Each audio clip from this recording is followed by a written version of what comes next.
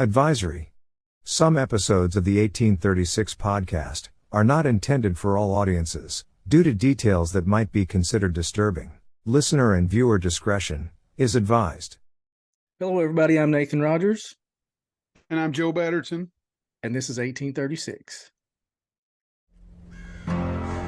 On episode 3 of the 1836 podcast, we talk about one of the meanest men in the history of the Ozarks, the infamous Alf Bolin. Part 1.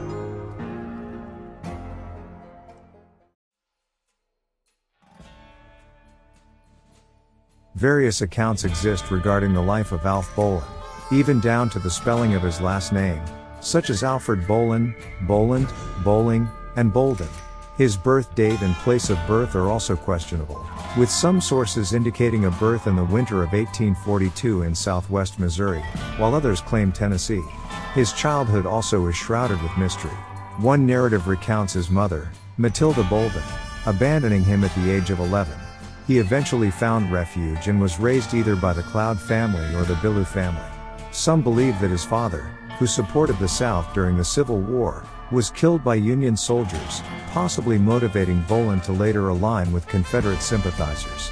Bolin's origins remain uncertain due to the lack of official records from his time, leading to his story being shaped by tales and folklore. During the Civil War era, Bolin became infamous for his ruthless actions, wreaking havoc from north-central Arkansas to southwest Missouri.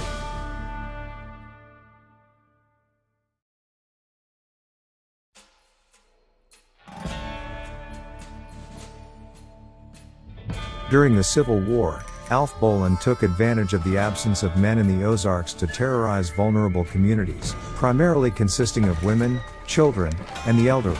Exploiting the scarcity of resources, he conducted ruthless killings and robberies, creating an atmosphere of fear. The Ozarks' geographical isolation and divided loyalties intensified the challenges of the war, making it a hotbed of lawlessness and guerrilla warfare. Bolin's violent motives remain uncertain, but his actions reflected resentment towards the Union. Overall, Bolin's exploits exemplified how the turmoil of the Civil War created opportunities for criminality and chaos in the region. What are now known as the Murder Rocks are located near present-day Highway JJ, about 10 miles south of Forsyth in Taney County, Missouri. These unique rock formations were close to the Springfield-Harrison Road, an important route that connected Harrison, Arkansas, and Springfield, Missouri. The size of these formations were big enough to hide both people and horses, making them ideal for surprise attacks. The rocks offered Bolin a concealed setting to commit his heinous acts and evade capture, serving as a lasting symbol of lawlessness during the Civil War. Bolin cleverly took advantage of the disorder caused by the war, preying on travelers, traders, soldiers, and mail carriers along the Springfield-Harrison Road, which played a pivotal role during the Civil War. This crucial route facilitated communication, trade, transportation of goods, supplies, and military movement between the two regions. Alf Bolin recognized its value and exploited it for his criminal activities. His gang ambushed travelers, merchants, and even Union soldiers along the road, robbing them and often using violence. Bolin's knowledge of the area and road's terrain allowed him to evade capture. Alf Bolin's connection to Sam Hildebrand in the Ozarks during the Civil War most likely heavily influenced his style of Confederate guerrilla warfare and further dislike towards the Union and its sympathizers. Bolin joined Hildebrand's gang at the young age of 17, aligning himself with the Big River Bushwhacker. Hildebrand was a member of Quantrill's raiders along with Frank and Jesse James, and Bloody Bill Anderson. Hildebrand was revered by Confederates as a hero, and condemned by the Union as a ruthless killer. Both engaged in bushwhacking activities, leveraging their knowledge of the rugged terrain for surprise attacks. Following his time with Hildebrand, Bolin formed his own gang, consisting of approximately 12 to 20 members. His reputation for brutality attracted like-minded outlaws, resulting in a series of guerrilla warfare strategies that included ambushes and raids. Bolin's notorious reputation continued to grow, striking fear into the hearts of those who crossed his path. His cruel deeds earned him the reputation of being the meanest man in the Ozarks.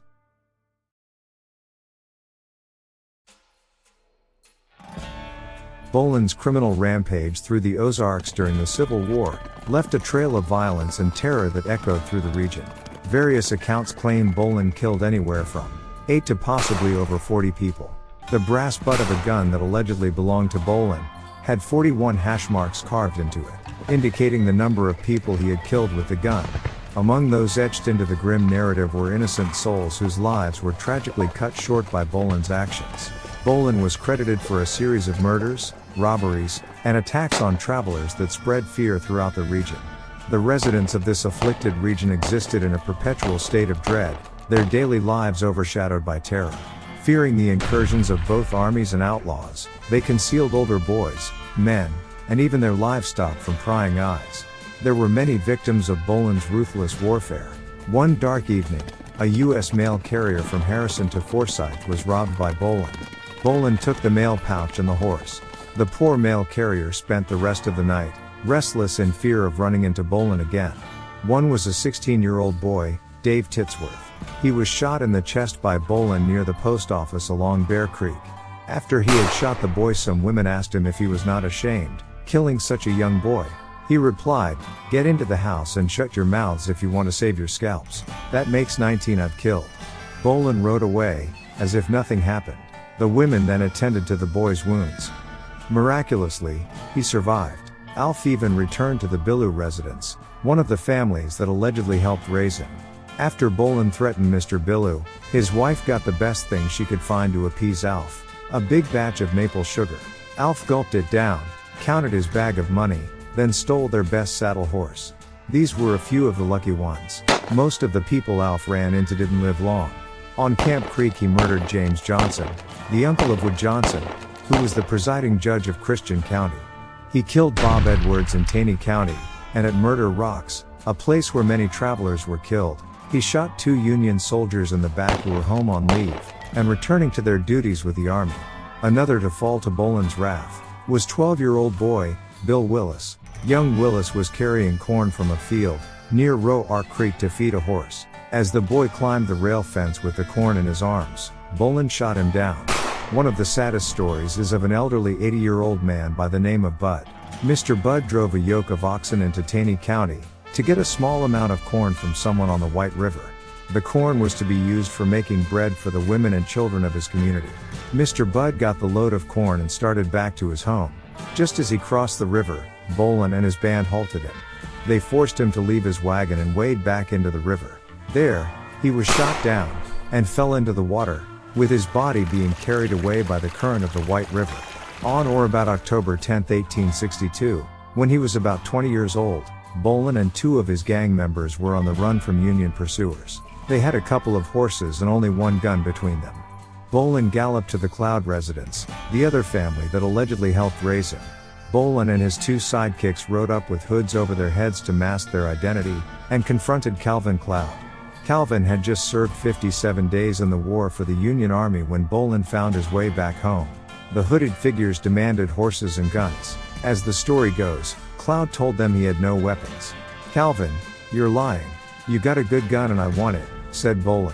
Recognizing the voice of the boy he had helped raise, Cloud retorted, "Alf, you know you can have anything I got, but get off that horse, take off the hood and ask for it like a man." Bolin grabbed the only gun the trio had, and killed Calvin. Mary Jane Cloud ran screaming from the cabin. Bolin fired a shot at her but missed. Mary didn't know who had killed her husband since Bolin was masked. One of the Cloud boys ran for help.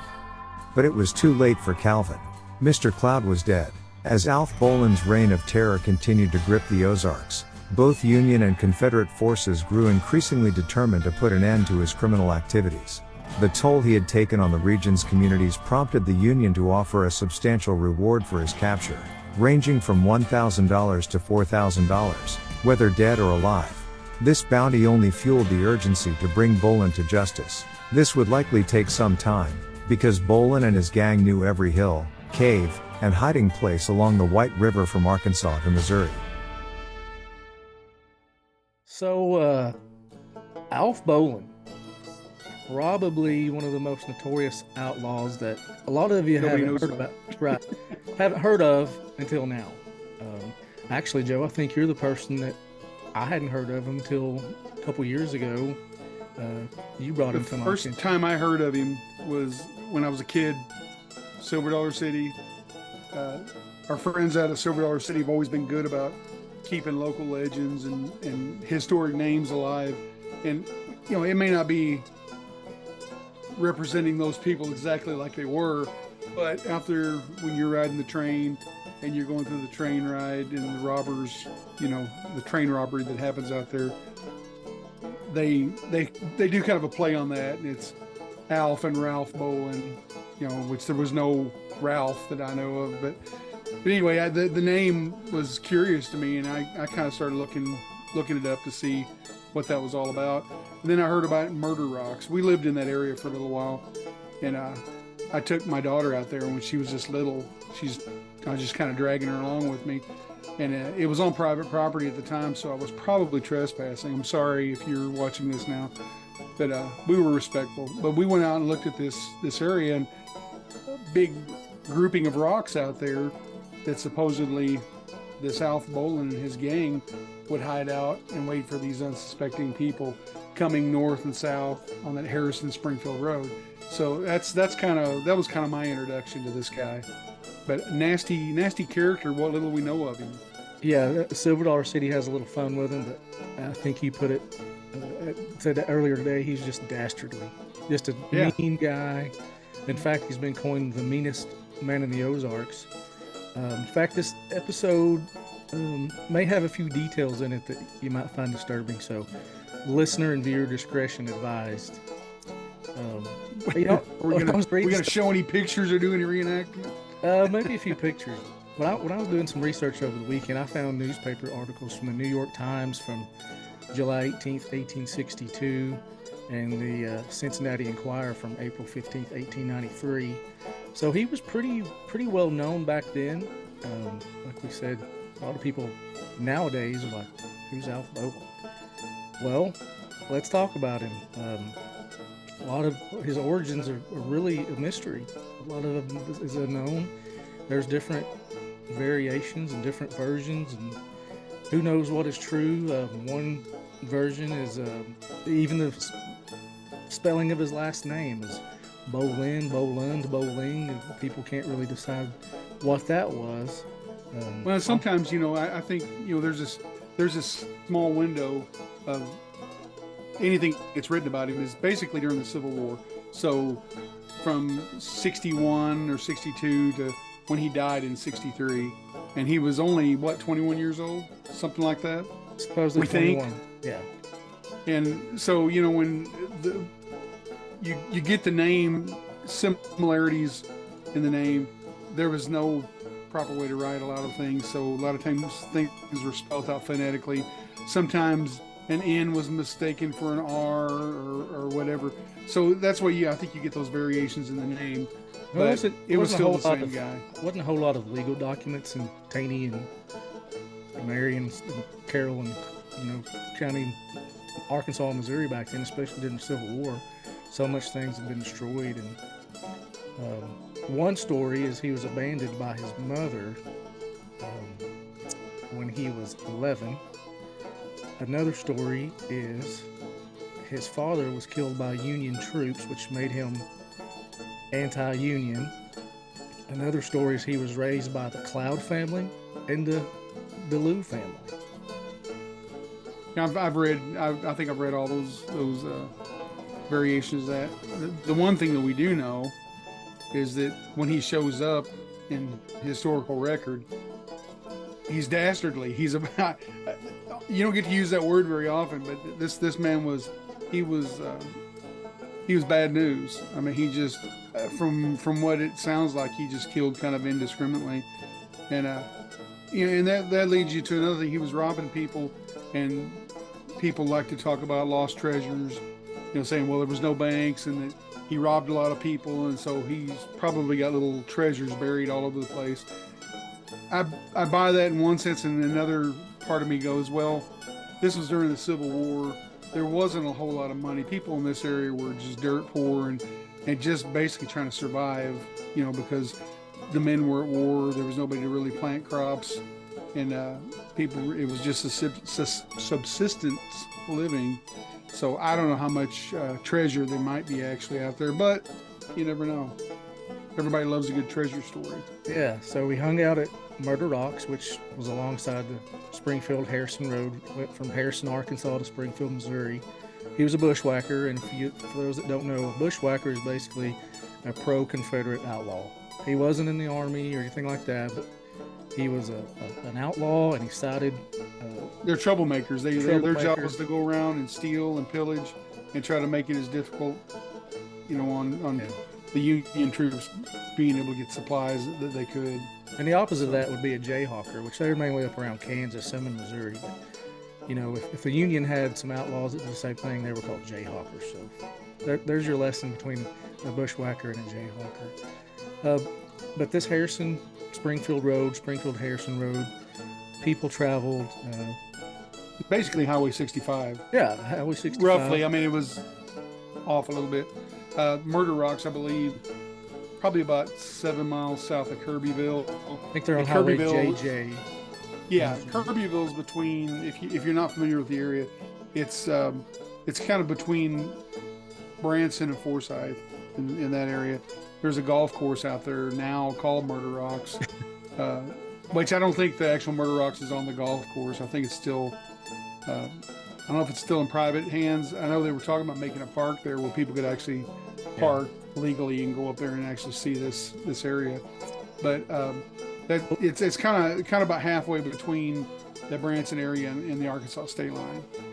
And back then, well, before we get into that, what do you think his motivation for being just this bad dude was? You think, I think he was personally. I mean, I think that he was a young man between 17 and 21, somewhere in that area.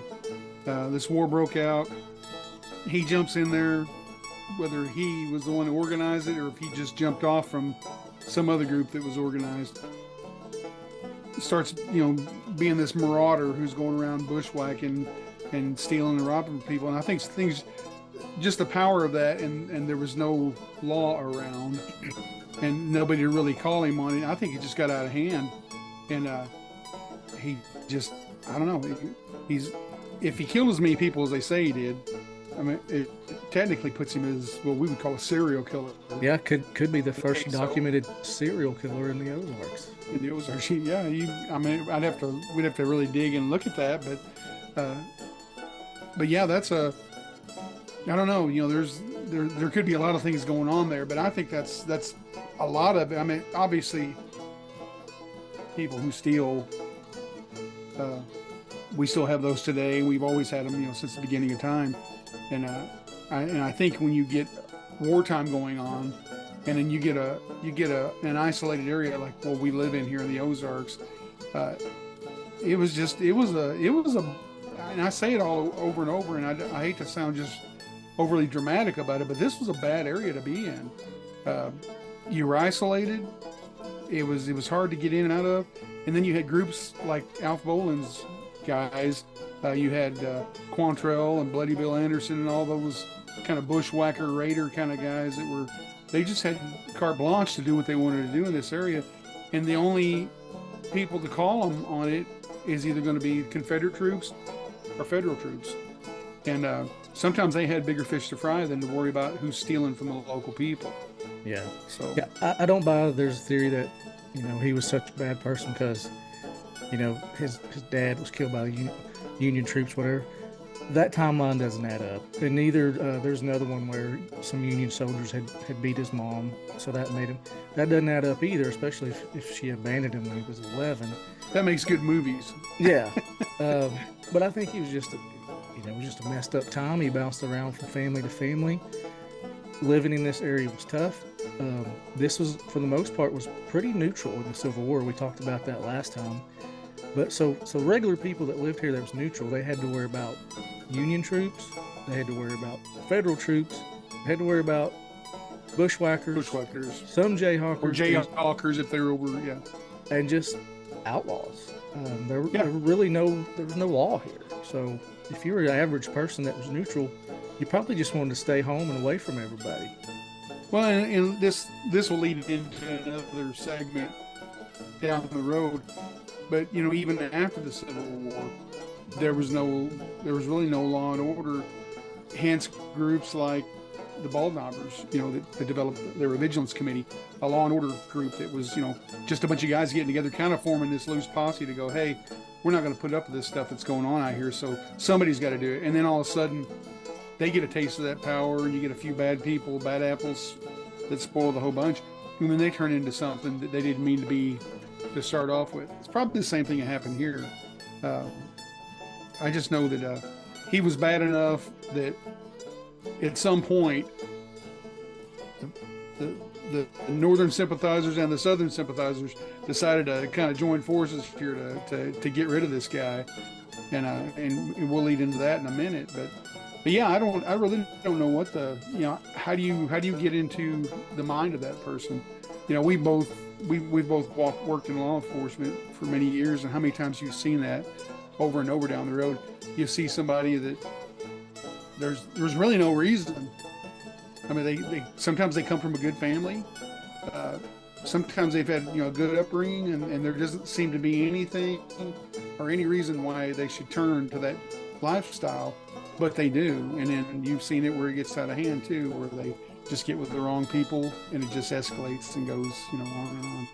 Yeah, getting with the wrong people. When he was 17, he joined Big River Bushwhacker, Sam Hildebrand's gang. And for those that don't know him, he was in Quantrill's Raiders, along with Jesse and Frank James, the Youngers, and Bloody Bill Anderson.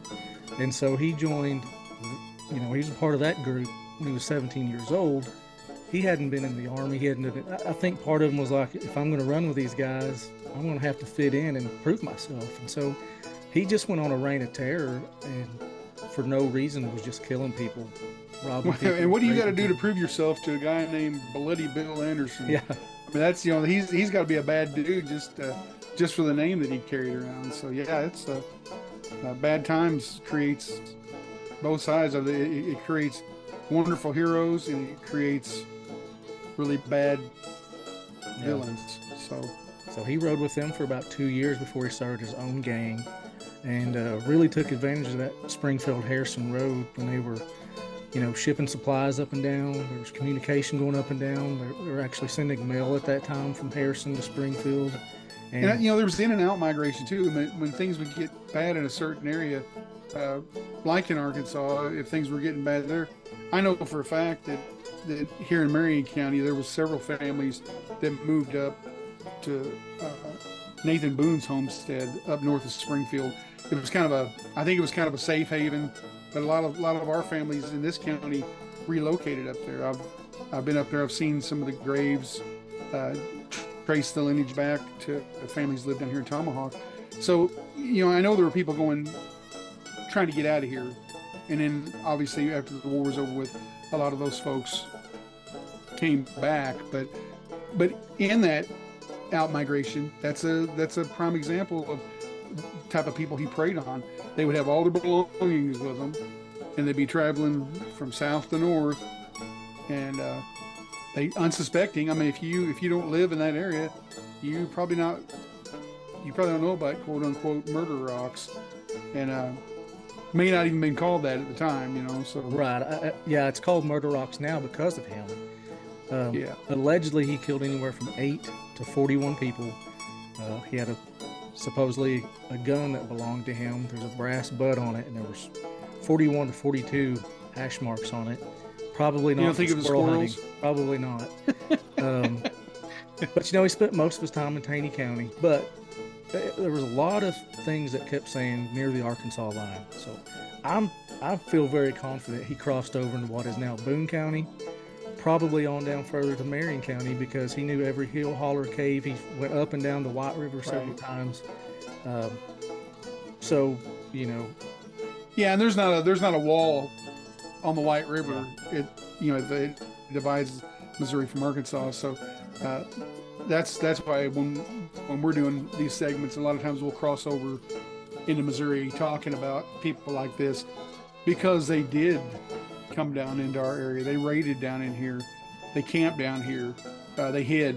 If the pressure's on in Missouri, are you going to stick around there? No, you're going to come down. All you got to do is cross the and hide out somewhere down here.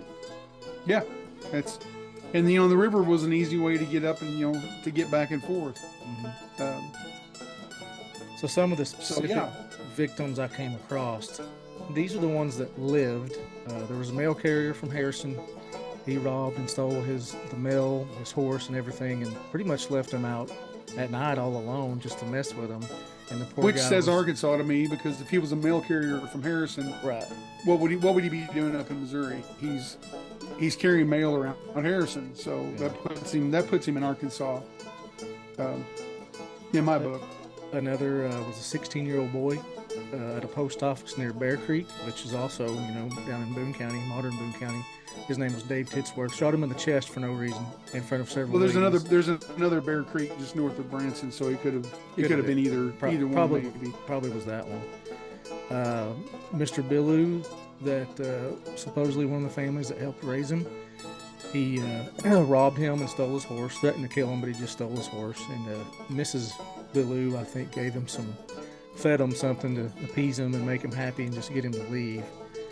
Some of the victims that I saw that was documented he actually killed was a James Johnson in Taney County, Bob Edwards, 2 Union soldiers at Murder Rocks, a 12-year-old boy who was just crossing a fence for no reason, and an 80-year-old man that had gone to White River to get some corn to take it back to his community so the ladies could have something to cook. Bolin made him get off. He had a wagon of oxen, made him get off, wade back into the middle of the river, and shot him while he was in the river. I've read that one before too. Which, those descriptions you just gave tells a lot about the area during the war. Old men, young boys. I mean, most of the men were in the war, so he took advantage of that. Also killed Calvin Cloud, which is the other family that supposedly took him in and raised him. He showed up there.